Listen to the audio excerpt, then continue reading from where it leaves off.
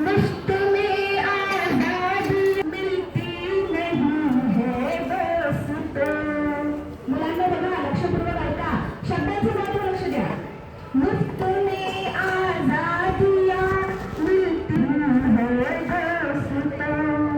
मुल्क जो आज़ाद होते हैं मज़े की मोल होते हैं. मुफ्त में आजादियाँ मिलती नहीं है दोस्तों. मान्यवरांचं आगमन झालेलं आहे. आपल्या गावाच्या प्रथम नागरिक सरपंच मॅडम तसेच उपसरपंच व ग्राम पंचायतीचे सर्व मान्यवर सदस्य, श्रीमती कोल्हू मॅडम, ग्रामविकास अधिकारी, या सर्वांना माझी विनंती आहे की आदरणीय साठवणे सर ध्वजरक्षक म्हणून त्यांच्या सोबत राहतील आणि प्रतिमा पूजन व ध्वजपूजन करून आपल्या या प्रांगणामध्ये हा तिरंगा डौलाने फडकणार आहे. आपण सर्वांनी आपलं लक्ष हे तिरंग्याकडे ठेवायचं आहे, प्रतिमेकडे ठेवायचं आहे.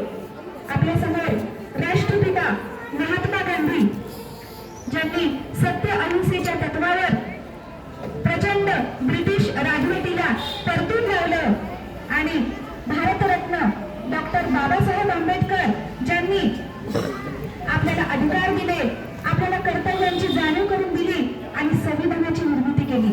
आणि आज या संविधानामुळेच आपण इथे सन्मानाने उभे आहोत. आज एवढ्या सकाळी, एवढ्या पहाटे उठून आपण या प्रांगणामध्ये आलेलो आहोत आणि त्यांच्यामुळेच समोर ज्या महान विभूती आहेत त्यांच्या प्रतिमेचे पूजन माननीय सरपंच मॅडम व इतर सर्व सदस्यगण करीत आहेत. थोड्याच वेळात आपला राष्ट्रध्वज तिरंगा ज्यामध्ये 3 रंग आहेत. सर्वात वर केशरी रंग जो त्याग दर्शवितो, मध्ये पांढरा रंग जो शांती दर्शवितो आणि सर्वात खाली हिरवा रंग जे समृद्धीचे प्रतीक आहे. आपला देश हा खेड्यांचा देश आहे. आपला देश हा कृषी प्रधान देश आहे आणि अतिशय समृद्ध असा वारसा. सर्व मुलांनी सावधान मध्ये उभं राहायचं बेटा, कुणीही हलणार नाही. तुम्ही बॉर्डरवर देशाचे सैनिक पाहिले असाल, ते अतिशय शिस्तीमध्ये असतात आणि अशी शिस्त आपल्याला आपल्या जीवनात उतरवायची आहे.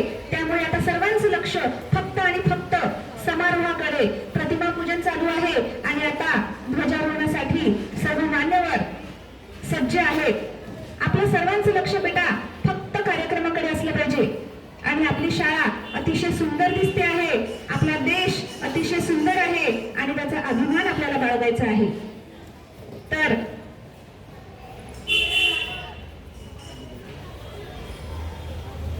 राष्ट्रपिता ध्वजारोहण आहे आणि तो मान आपल्या शाळेला मिळतो आहे, ही अतिशय आनंदाची गोष्ट आहे. म्हणजे सुरुवातच अगदी आपल्या शाळेपासून होते आहे. म्हणजे